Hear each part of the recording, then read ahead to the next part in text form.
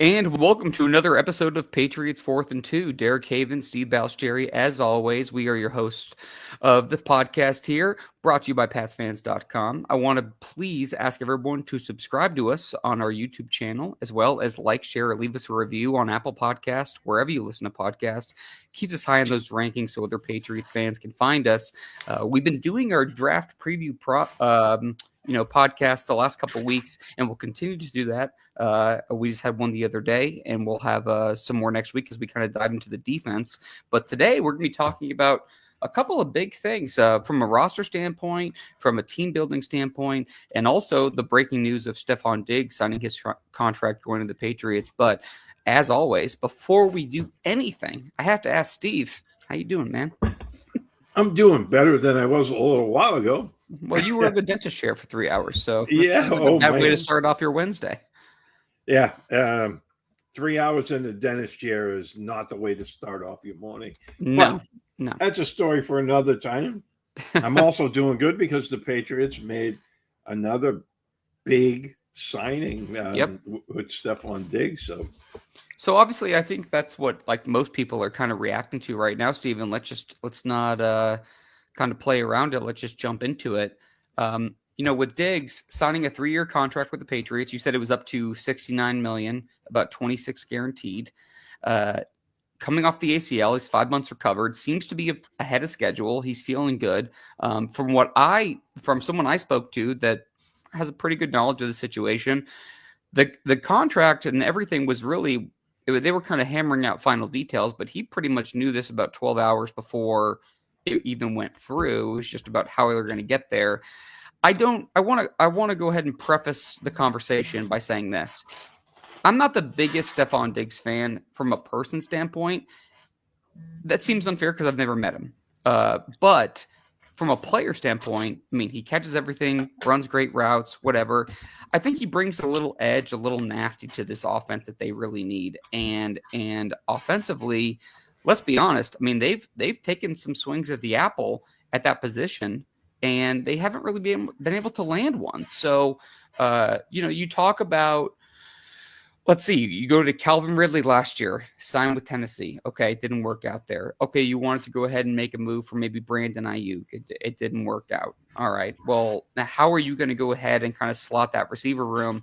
I think even if Diggs is 31 and on quote unquote the back nine of his career, I still think he's a productive player. I mean, as you said to me offline earlier, he was on pace for his 7th consecutive season. Of what, 1,000? Was it 1,000 yards? Mm-hmm. Yep. And so he's pretty much caught 100 balls, ish, 1 to 130, and he's been pretty productive from that standpoint. So I think he brings a little fire to this room, Steve. I think people should be excited because what it does is I think it helps kind of slot everyone, kind of knock them down a peg a little bit, which is what we've talked about, and brings a little fire to that side of the ball. Absolutely. And I look, yeah, I've been saying, you've been saying, everyone's been saying they need to upgrade at wide receiver. Yep. And we know this. They got to get Drake Maye somebody who defenses are going to have to account for.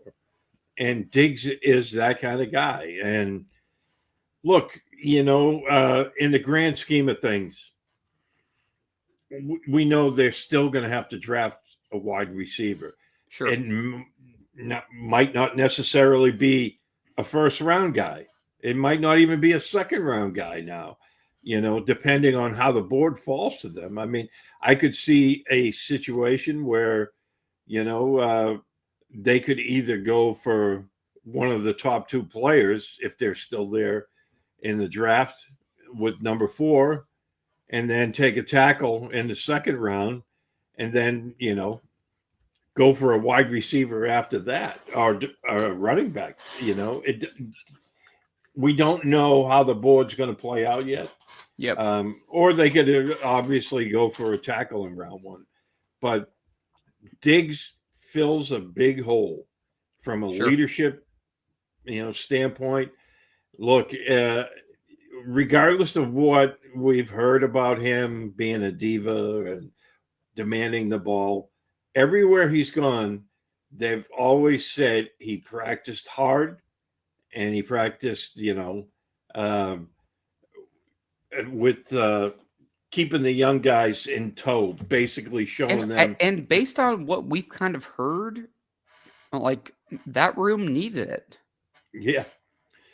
Everything we heard last year, right? The wide receiver room was a mess. Well, now they have an established vet, a guy that has put up incredible numbers in the NFL. And, he's coming in. So these younger guys, they're going to have somebody to look up to, hey, this is how you handle this situation. And as you said, he runs incredible routes. That part of him hasn't changed. He might not be the 1,500-yard guy he was a few years ago, but that's okay. They don't need that guy. They need a reliable guy that's going to stretch, the short and intermediate parts of the field. Yep. And run good routes, get open. I mean, that's what they need. They need some that's going to get in the words of Bill Belichick, the receiver position is get open and catch the ball. And he does both of those things very well. And Russ, who obviously has a big part of the show, even if he's not on all the time. And I don't want to speak for him per se. I'm sure this is not his kind of player, but at the same time, what my argument would be for him, if I was gonna go ahead and say, like, okay, here's the pro conversation. The pro conversation is that he comes in and he's a reliable target who does those two things really well. And as you and I have talked about, on defense, there are guys that bring some attitude. And they play with that. Keon White, Milton Williams, Harold Landry, Robert Spillane, Carlton Davis. Those guys play with an edge. Jabril Peppers, another guy. Okay, maybe not Christian Gonzalez, but okay, and that's not a knock against him, but like that is one of those things where defensively you have a little bit of that. And I think that there is an important swagger, concept to that whole thing. Offensively, who really scares you? At least I think Stefon Diggs. I don't care if he's 31. I don't care if he's coming off an ACL. To me, Steve, it gives somebody from an opposing defensive coach someone to game plan for. Be like, okay, we have to worry about where 14 is lining up on this side of the field. He can play outside. He can play inside. Again, very consistent in his productivity. And I think that it will help that room in general just kind of grow as they figure out how they're going to go ahead and build this offense moving forward. Yeah, and I think the bottom line is, look, they still have, depending on who you talk to, over $70 million left in cap space for this year. Yep. So that money isn't going to help you with the draft. Yep. You need to set aside some cash for that. But all that amount of cap space, it's not going to help you in the draft. And if you can sign a player that's going to, fill a big hole, and not saying it's completely filled now, but it's, he takes a lot of that edge off of that, with using that cap space, then you have to do it. Have to. Well, he seems like he'll be a good fit in the offense too, just given he has some versatility to him. I think Kendrick Bourne, he's coming off the ACL last year, so it wasn't his best year, but he had a really good year under Josh. I haven't given up on Jalen Polk. We talked about that offline. I think he's in that conversation. Kayshon Boutte's kind of, a toss up at this point. I think Pop's going to have a huge year. That's just me. But I do think it's important that they go ahead and have this guy because I do think, again, it knocks things down a peg, and that's really what you want. I'm kind of curious. I guess for you, does this change anything about the draft for you? It doesn't change. I mean, they still need a young wide receiver. There's no doubt about that. But it's not like a glaring need right now. Okay. It's still a big need, but it's not the way it was 36 hours ago. Do you think though that it, how's the way I want to phrase this? I guess it would be one of those things where, yeah, it's not a glaring need, but it at least goes ahead and gives you, I guess, a little bit more time to figure it out. Is that Right. fair? And I think they're still going to draft a wide receiver. And, Okay. you know, if by some strange coincidence of nature that Travis Hunter is still there at 4, I still grab him.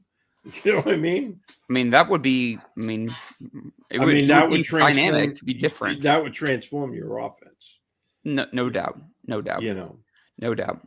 I guess if you're talking about the Diggs contract, though, as far as his timeline, seems like he's going to be ready to go by the start of camp. People are so worried about the recovery of the ACL. To me, it's become so routine where guys are pretty much back at a certain point. He hurt in October. I think that he's going to be ready to go by the start of camp, even if he only plays a little bit during camp or does some mild route running, and then he doesn't play in the preseason. I still think he's going to be productive for you for there, and I think Drake will benefit from that guy having someone that he knows he can actually count on. I don't want to discredit that point too, because I do think that that is a component of this whole situation. Oh, I think those two will be joined at the hip. Yep. Even if he's not ready to go and training camp, I expect to see those two talking all the time, because one thing, Diggs knows how to get open, but he can also talk to the quarterback about what he's seeing defensively. Oh, they're doing this, maybe you should think about doing that. And Chad Graff from The Athletic, he wrote a piece. You're bringing this up. Go ahead. Yep. Yeah, he wrote a good piece this morning because he covered Diggs in Minnesota, and yeah, he was a diva, but he talked about him also being a team guy. Then in the wild card game, and I think it was 2020, I think they said. Was that the one where he chucked his helmet when they won that crazy sideline? No, he said that they were getting smoked early against the Saints, and Kirk Cousins had no time to throw the football, and they caught Diggs on the sideline coming up to Cousins, and rather than saying about I want the ball, you need to give me the ball, he said, look, don't feel like you have to force crap, he didn't use that word, to me. You just play your game and we'll be okay.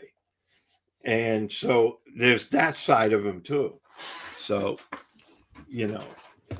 I think he brings. I think the thing about Diggs to me is that he also brings a competitive fire that I think Vrabel really wants in that room, just to spark something. You know what I mean? Oh yeah, I could see him, firing everybody up on the sideline. Yep. And stuff like that. And look, they had a mammoth hole there, and this guy is going to do a really good job of filling it. And I just think it was a really smart move for the Patriots. Look, we know they tried to chase down, several different wide receivers. And you're actually leading the horse to the water here, because I was about to bring that up, but continue. Yeah, go right ahead. Well, I was just going to say, I mean, I think there's talk about this being a desperation move. I don't believe it was a desperation move. I think that they realized they needed to up the ante a bit, because for one, like you said earlier, pretty eloquently, I think that you said, what's the cap space going to do for them for the draft? Okay. So they tried Ridley, they tried some of these other things, but maybe they were like, you know what? Maybe it's not a perfectly desirable situation at this moment, but it's trending in the right direction. So if we go ahead and we get him closer to 16, the word on the street is that Diggs's camp wanted 16 for at least 2 years guaranteed. He got 26, so we got 1 3/4 guaranteed. The third year, they'll go ahead and have a conversation. We'll see, because I think the one negative thing I would say about Diggs is that at the Vikings and Buffalo, he kind of wore out his welcome a little bit, and we'll see if that happens kind of down the line. But I think that for now, they were like, you know what, we need to go ahead and add some kind of juice to this side of the ball and really go ahead and do this. And I give them credit for being a little aggressive here and saying, like, we're going to make this work no matter what. Yeah, and again, I mean, things are a little bit different now for Diggs, right? He's a little bit older. He's coming off a serious injury. And, he wants to, show everyone that he's still, Stefon Diggs. So I think he's going to be just fine this year. I mean, I'm not worried. And he might not start the season on time. But if you look at the videos of him working out and weightlifting, Yep. On that leg that he just had surgery on, just what was it, 5 months ago? Yep. I mean, he looks a lot farther in his rehab than I would have thought at this point. Well, we saw him doing some cuts. We saw him doing some cuts on a turf field. We talked about the video of him doing those like Bulgarian like split squats, where he's kind of working on those stabilizer muscles for the knee, which is incredibly important. What would you say, Steve, to the people that are worried about what his presence or ego might negatively impact May? Because I think that I can understand that philosophy in general. I also don't think it's going to really hurt him as long as he's producing. And I guess I'm not worried personally about him from a production standpoint once he's healthy. But I don't think there's going to be an issue with him and May. I think that they're going to be able to, because as much as Drake kind of comes off as like a ho hum shucks kind of guy, just like a really good kid, I still think he wants to go ahead and win and succeed and do well. And I think Diggs is only going to accelerate that and help him reach that level and kind of levitate him to that point. Yeah. And, and they needed an influx of talent around him. I mean, we've been saying that. I mean, we've been saying they need an influx of talent at wide receiver for a couple of years now. Sure. So, I mean, now they got one. And I was surprised by the vitriol last night that I was seeing on social media. Why do you think that was? I mean, let's kind of just pull back the curtain on everything. I mean, why do you think that was? Why do you think there was some negative reaction to that whole thing? Oh, there wasn't some. There was a ton of it. And again, I think we've been over this. Yeah, look. They were clamoring for the Patriots to make a big splash, and then they got Milton Williams, right? They got, Harold Landry. They got Spillane. They got, Carlton David. Oh, they haven't got a tackle yet. They haven't got a wide receiver. The Patriots are in that mode in Boston now that no matter what they do, there's going to be a dark cloud associated with it, So they went out and they got a wide receiver. Now it's like, man, I was seeing all of these comments last night. Diggs is washed. And I'm like, this guy, other than his injury last year, he was on pace for his 7th 1,000-yard season in a row. When was the last time the Patriots had a 1,000-yard, season from a wide receiver? Julian Edelman in 2019. Wow. Okay, and this guy has done it. He was on pace for 7 in a row, and so like I don't get, Well, I know where it's coming from, because they've been fed that steady diet. Some fans. Of negativity around this football team, no matter what they do, it's going to be negative, right? I mean, I think what some people, I'm going to use the term some people because I don't want to get yelled at, but I think what some people fail to realize is even the people that they really liked for the receiver position were more talented than they're giving him credit for. I actually think it's a discredit to someone like Edelman to be like, oh, he was just this guy. Like maybe even Wes Welker. You want to turn back the clock a decade? We go to Wes Welker. Wes Welker essentially emphasized the slot receiver position for, and I mean, I'll never forget Larry Fitzgerald on ESPN. I think he was on SportsCenter because the Cardinals never made the playoffs, and he was on set and being like, Wes Welker's a top 5 wide receiver in the league, but no one wanted to give him that credit because he wasn't, Randy Moss mooning the crowd, but that's it. Sometimes there Well, is he a didn't little fit bit the of mold. talent. No, he didn't fit that mold. Yeah, that's a better way to put it. And, same with Edelman. I mean, Edelman was, you go back to that Super Bowl, a couple of them, the one against the Seahawks, Mm-hmm. the one against Atlanta. I mean, you talk about coming up big in clutch times. That was Julian Edelman. That catch he made, against Atlanta. The one when Cam Chancellor hit him on the side of the helmet that he absolutely should have been taken off the field for a concussion. That one still is. I still think that's a better play than the Falcons one, and I'm sure I'll die on that hill alone. But to me, I was like, man, he got smacked and he got up and he was stumbling 9 yards forward, but he knew which way he was going, so I'll give him that. Well, I remember they had him wired for that game. And it came out afterwards, and the Seahawks knew. I mean, that's Brady's go-to guy, right? Mm-hmm. And they were laying the lumber to him all game long. And at one point, Edelman's like, he's under a pile of Seahawks, and he's like, that didn't hurt, man. That didn't hurt. And when Chancellor, I think it was that play when he laid him out really good, and he's like, you could hear, I think it was Chancellor saying, well, what about now? And he goes, okay, man, that one hurt. That one hurt. So obviously we're in draft season.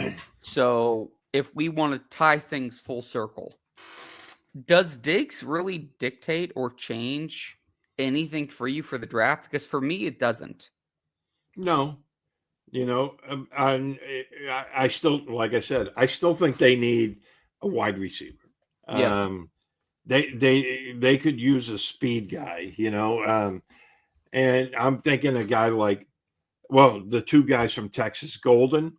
Who Vrabel was at? We're recording this on March 26th, so Vrabel, that was the 25th. He was at Texas Pro Day. Yes. And there's a lot of guys. There's a safety from there that I like. There's a corner. We talked about Gunnar Helm for a while. We talked about Isaiah Bond. We talked about Matthew Golden. I mean, there's a lot of guys from Texas that are intriguing. Yes.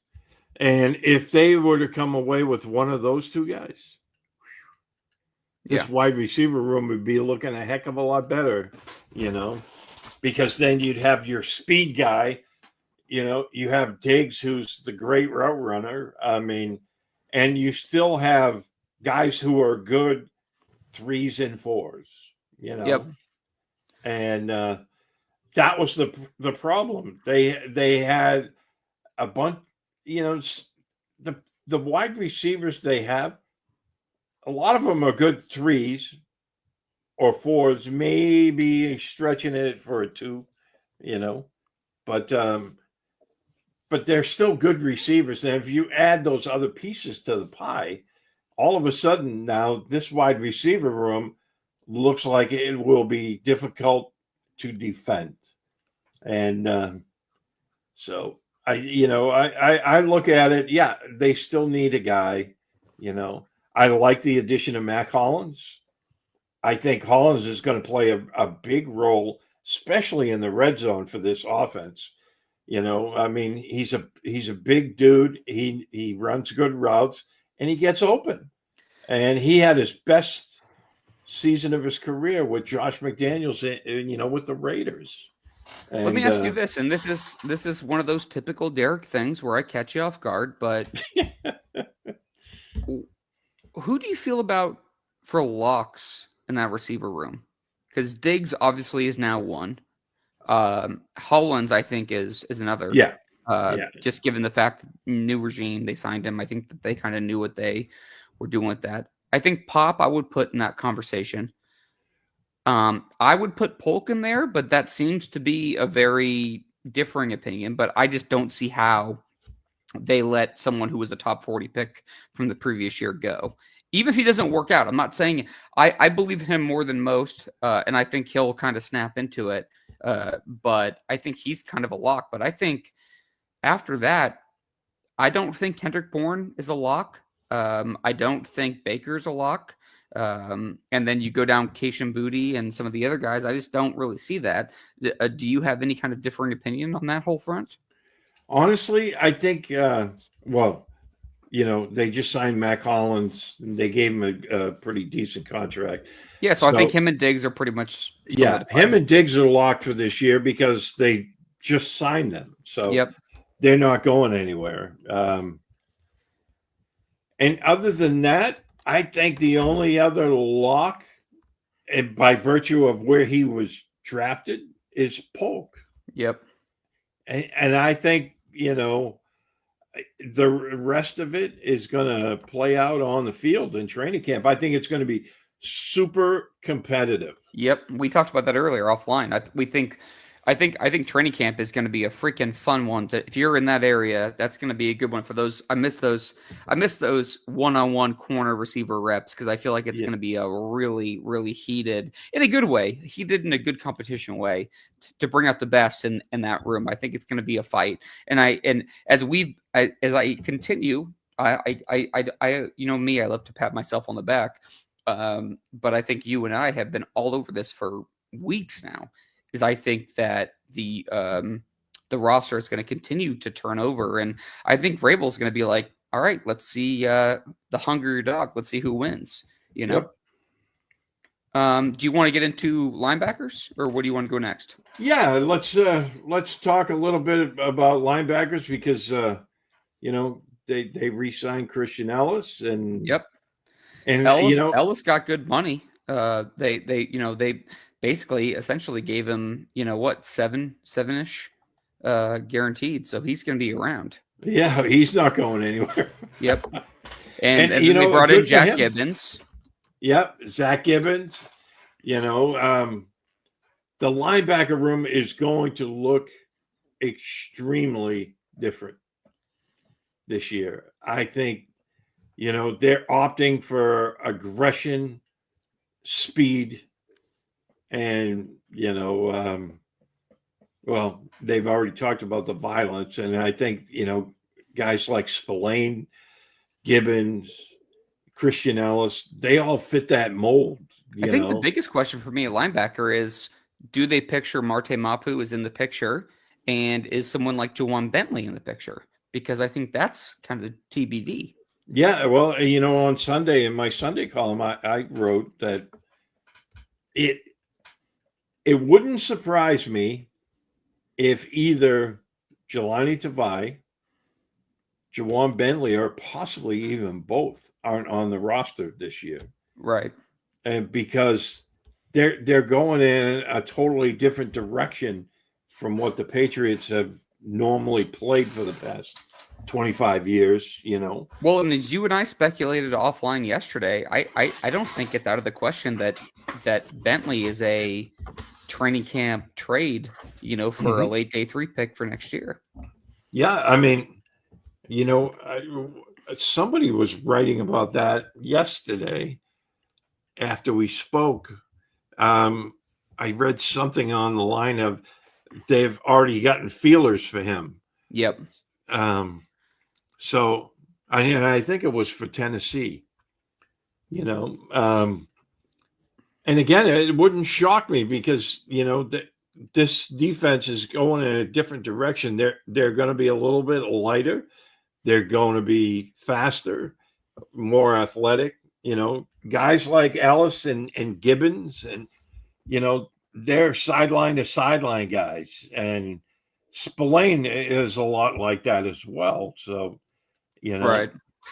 I just look at this, linebacker core, and you're wondering, how it's going to play out. But I think Landry and Anthony Jennings, they're kind of like your edge setting guys. Landry is obviously a good pass rusher as well. But then you have Keon White, who's a good pass rusher. So they're going to be aggressive. And I think that's why they want the linebackers flowing, downhill, disrupting stuff. And I'm not sure Bentley fits that mold that they're looking for. Now, would he accept being a backup? I don't know, because they paid Spillane way too much money for him to be a backup. I mean, well, part of me wonders if, again, this goes back to a conversation we had the other day, offline and online, when we did our prospect preview of the offensive line, and we're talking about captains and everything else. I just wonder if maybe Vrabel feels like they just need a culture shock in that room to just go ahead and totally overturn everything, just to kind of I guess it would be, for lack of a better phrase, it'd be kind of like a wash, rinse. Like we need to let things kind of breathe out and just kind of start fresh. You know what I mean? Yeah, and again, I think Vrabel's putting his stamp, on the roster. He wants his type of his own guy. Yep. Yeah. Right. So, well, let's take a quick break here for podcast purposes, and when we get back, I'm going to surprise Steve with something just came out from LSU's Pro Day, which we will work into our draft conversation coming up right after this.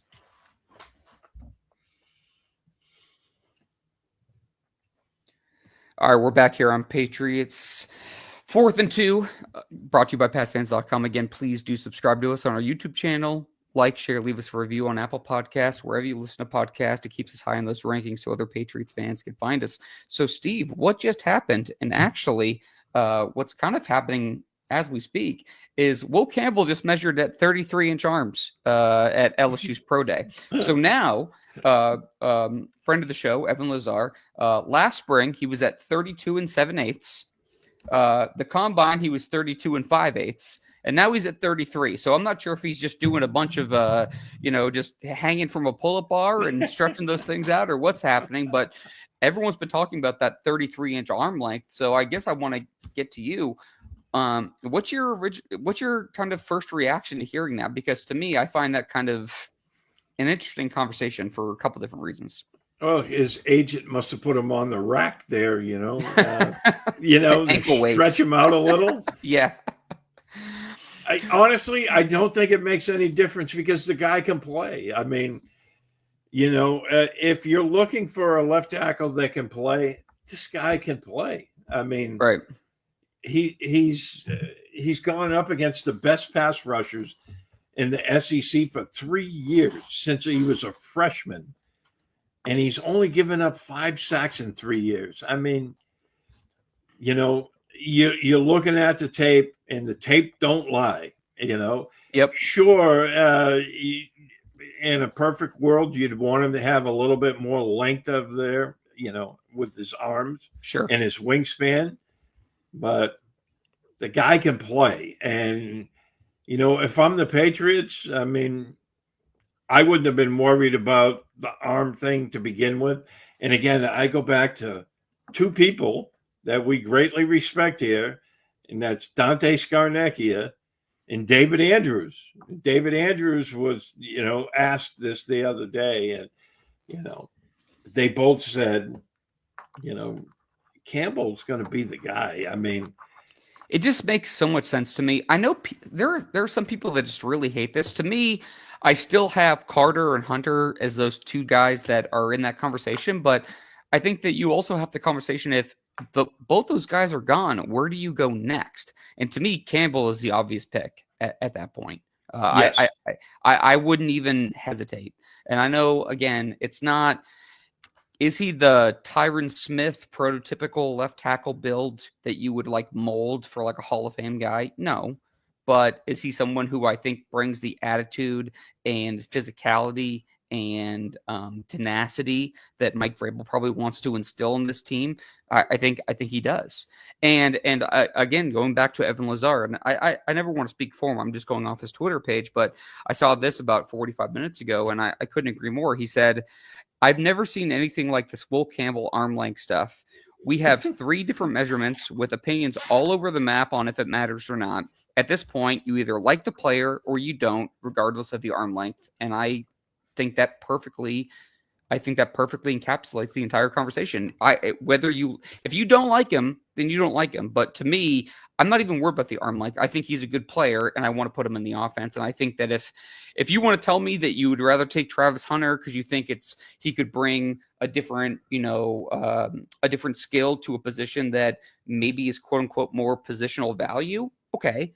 But at the same time, if those guys are gone and there's not 2 quarterbacks in the top 3, then to me it's Ghost Campbell. And I just don't see how you take someone like Mason Graham or Tedero McMillan or wherever you want to go. I just don't see how you go that direction when it seems like Campbell to me is the best, is the best, at least at what he does at his position in the draft. Exactly. And look, I'm with you on that. I think if like Carter or Hunter is there at 4, those guys are projected to be generational type talents. Yep. And so you don't pass up on a guy like that, even if it's not, quote unquote, the position that you're really looking for. But at the same time, you just can't do that. So right. I would take either one of those guys if they're there. And if they're both gone, I'm go right up to the podium and not have a second thought about Will Campbell. Right. And I'm kind of in the same boat. I mean, honestly, I just think that if you look at this team, they just need to go ahead and plug holes however you get them. And look, as we mentioned in our conversation previously, it's like, yeah, I mean, would it be great if there was a top flight, person at one specific position? But there's really not. So you just have to make sure you hit on it. That's the most important thing. If you don't think that Will Campbell's a tackle, you think he's a guard, and you don't want to take a guard at 4, I can understand that. I flipped out over Cole Strange a couple of years ago, even though that you and I talked about him as a potential day 2 guy, and I still flipped out because I'm like, why would you do this? But at this point, if this is the pool you're picking from, so you have to go ahead and make a pick. What are you going to do? Just pass? Like, I mean, I guess the other thing too is that if you were looking at, let's say that they were the number 1 pick in the draft and they could not trade. Okay, so in this scenario, you can't trade. Have to make a pick. Give me your top 3 guys of who you want to take. Because to me, it's again Carter, Hunter, Campbell. Yeah, I would go those 3 as well. But for the sake of this, the conversation, we'll say that, Carter and Hunter are already gone. So who would be your 3 guys? Well, I think it would be Campbell. Mm-hmm.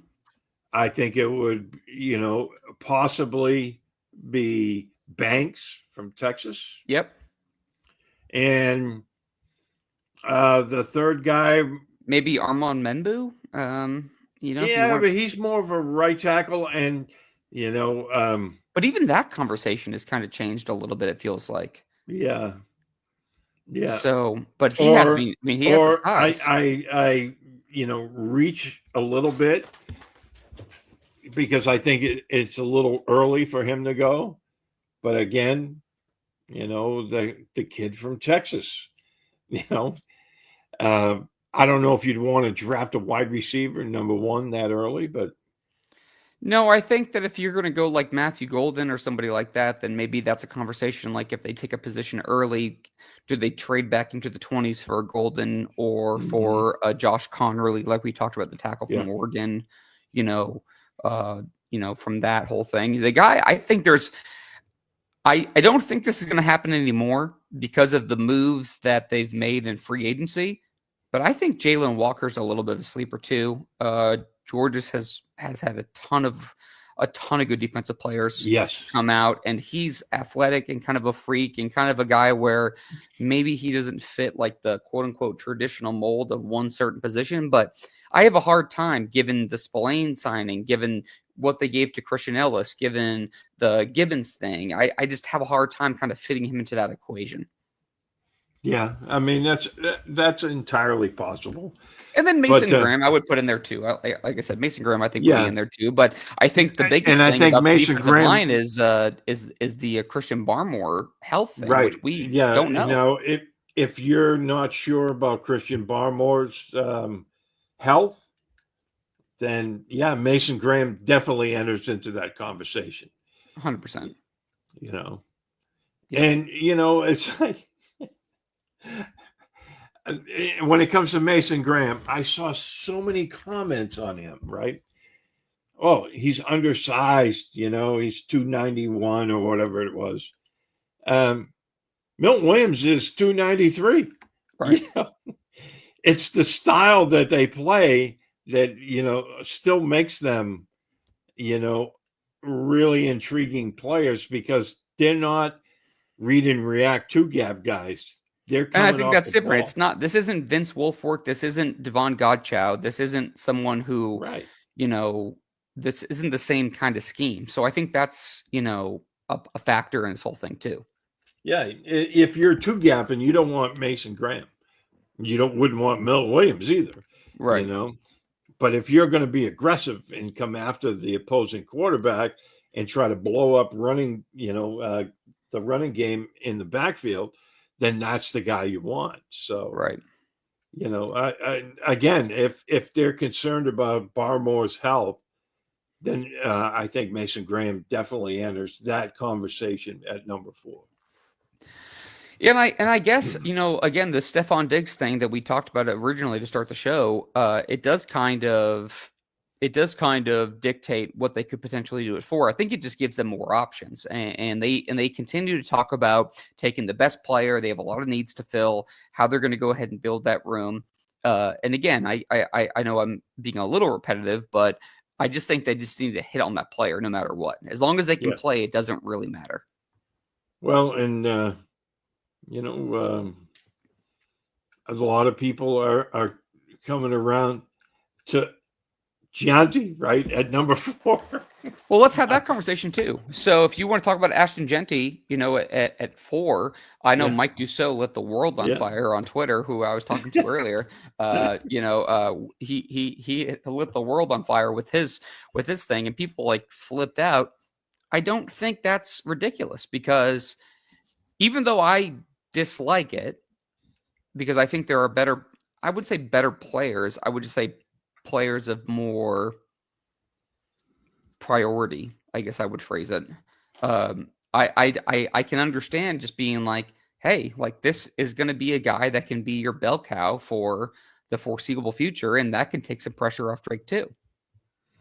Absolutely. I mean, look, I'm with you. I didn't agree with it just because I think they had bigger holes elsewhere. It's also a pretty deep running back class. So it's like, is that really the best way to maximize your value? And again, we're talking about if they have to stay versus if there's a trade on the table. We can't play with hypotheticals. We could sit here all day long and do that, but we don't know. But if they have to stick and pick, is that the guy you want to allocate your best asset to? Yeah, I mean, I don't know. It all depends on how they feel about the player, but I thought it was awesome by Deuce, right? Because he just got the conversation going and he threw a curveball into the mix. Like, what do you guys think about this? And, more power to him because that guy, as much as, I admire watching his tape and what he can do, I didn't even give it a second thought. Right. That they might go in that direction, but good. I just have a hard time for 2 reasons. For one, I think that again, there's more positions that they need that are a little bit higher priority they need to address. And for 2, it goes back to the Elliott Wolf thing that I until I'm proven otherwise, I have a hard time thinking that he's not going to go to the old Packer way, which is, I'm not saying it's wrong, draft in the trenches. I don't care if it's offense or defense, and then take those skill positions round 2, round 3, and That's that's the where I Packer kind of way. fall back on. Yep. And that would mean Will Campbell. Yep. And that's where I get back to. I think people need to prepare themselves for Will Campbell. If Carter and Hunter are off the board, I think the pick is Campbell right now. I know we're 4 weeks away tomorrow, but I still think that's kind of the way I'm leaning. Where do you want to go next? Well, I know you're kind of pushed for time. I am. So we have a few more minutes, though. If there's anything else we want to talk about, or we can wrap it up now. Well, I'm just curious. I mean, they still have some money tied up in free agency. Yep. Right. So I'm wondering if there's any other moves that are still out there. I think what's probably going to happen is I think the receiver thing was a little bit different. Again, I don't want to say they felt pressured by external stuff, but I do think there was that narrative that they needed to go ahead and kind of get guys to kind of flock that way. I think for me, though, I would say that I can't see them making any big moves like the Diggs thing until after the draft if they can't fill certain holes that they're hoping to go ahead and fill before the season starts. Yeah, I'm on board with you there. I mean, unless somebody, falls into their lap, they're going to be released or whatnot. I don't see any big moves, but they could still sign some more depth guys that might be out there. Although there's not anyone that jumps off the page, that I'd be clamoring for them to sign, but you never know. Because they do still have a ton of money. So that, and I think you hit the nail on the head. I think if they're going to make a big splash move, it'll be after the draft. If they feel like, hey, we could still use some help at this position or that, Sure. But I like what they've done with the secondary. I really like what they've done with the linebackers and defensive line. So I think the defense is looking so much better. And now they're starting to fill out some offensive stuff, and I don't think they're done by a long shot. Yeah, no, I'm with you on that front. Any other rumors or anything else? I'm trying to think of. I feel like there's been so much Patriots news. It's never a dull day in Patriots offseason talk, so we know that. I'm trying to think if there's anything that we maybe glossed over. No, I mean, look, they could still use some help along the offensive line, but I think some of the interior guys that are already here, that they're probably feeling better about those guys than we're giving them credit for. I think so too, and I won't say the name, and I know it because we talked about it, privately. But I mean, there are guys in that room who, for one, don't feel comfortable, and for two, don't really know because I think they want to see the cream rise to the top and kind of throw them into, I guess I'll roll back the time frame a little bit and go to Dante's Inferno and just see, hey, how is it going to shake out in the training camp field, for a lot of different positions and show a little bit more fight because I think there was too much complacency and too much confusion with all the changes they've had over the last couple of years. Yeah, and then last year there was so many injuries. They had no continuity, Granted, they didn't have the most talented group, but when you're constantly switching guys in and out because of injuries and, poor play, whatever, it's like it's hard to get anything going, especially in the running game where everyone has to be pulling on the same page. So let's hope this year it's a lot different.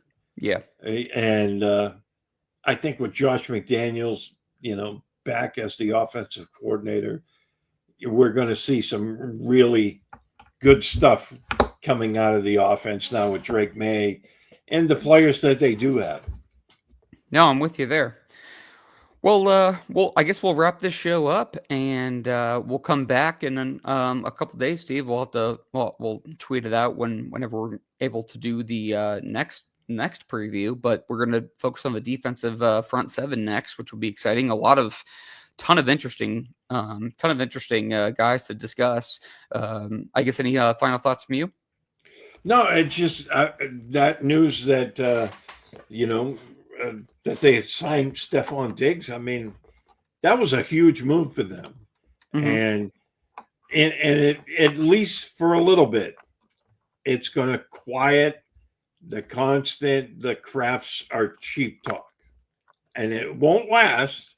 No, it won't. We know that because this, Boston sports radio it's not going to change. But I mean, they went out and they grabbed the number one guy, on defense that was a free agent. They signed him to a big money deal. Yep. And then they signed Stefon Diggs and a bunch of other guys. That's like, 14, I think, or 15 guys that they've signed in free agency. This team is going to look a lot different. Yeah, that turnover is going to be crazy. I think, as we talked about, I think there's no winning. If they take a line, if they could take Will Campbell, they could take Mason Graham, and they'll say, well, that's great, but who is Drake Maye going to throw to? They take Travis Hunter and they want to play him at receiver. Okay, well, he played better at cornerback, so who's going to block for him if they do that? Or they could take Ted McMillan, and it's the same kind of discourse. It doesn't matter what they do because we know what the backfire is going to be. The columns are already written.